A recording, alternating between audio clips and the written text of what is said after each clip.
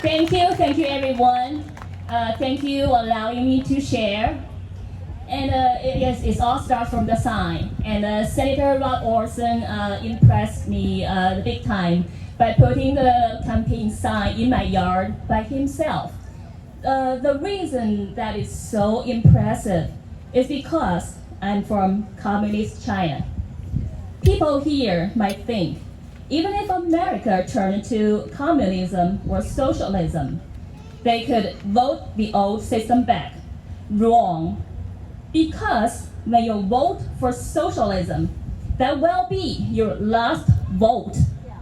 There is no turning back.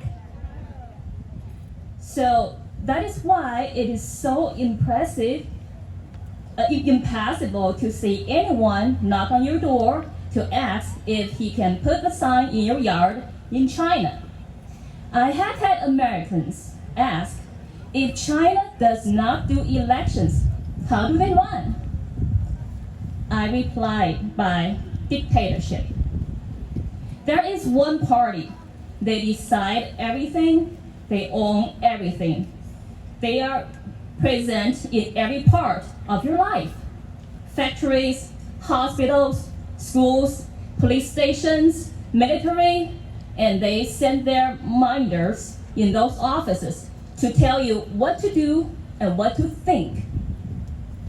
I never had an accurate word for their style until one day my father-in-law flat out said, like mafia? And I thought, yes, exactly. A society like that, without free market competition, people are not motivated to create and improve. They're holding all the power and resources while the policies are completely wrong. A country can easily fall apart. Then it is time for them to use force and lies to cover it up and throw objectors in jail or physically erase them. They have the army and the media. People have no power and no voice. But by then, no one would think about gaining their voice back. Instead, everyone only thinks about surviving. Your entire family crowded in a tiny place. You work the job given to you by the party. The income can barely cover your basic needs. I get why people fall it in the first place, because it looks romantic. But when you step in, it is really just an abusive relationship. They keep their promise to make everyone equal, but it's just equally miserable. Perhaps the picture I have presented is different from the China you heard about. That is correct, because what I have described is the general picture of socialism.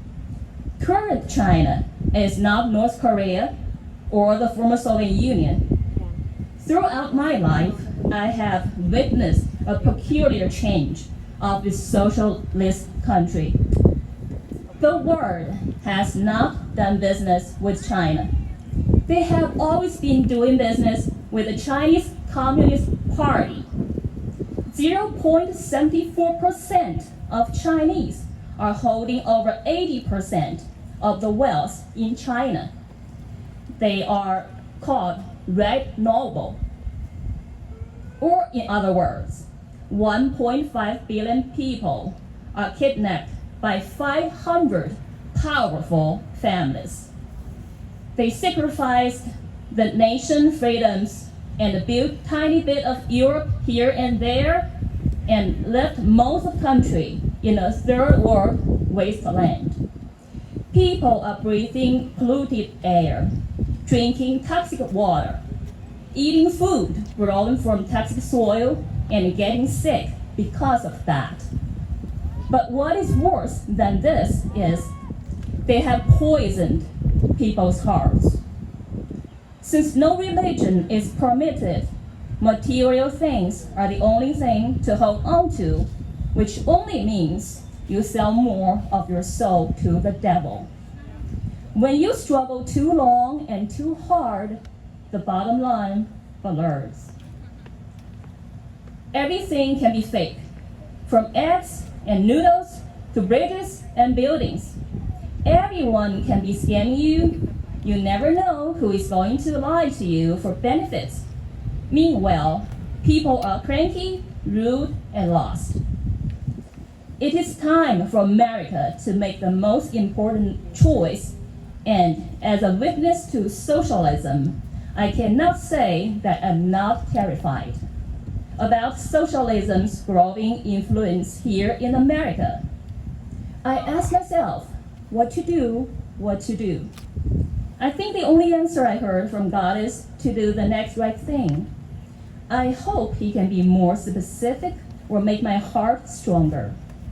But I will follow His guide and just to do the right thing. I can start by voting for my fellow Republicans or coming a rally like this. So thank you, everyone. Thank you for coming. God bless.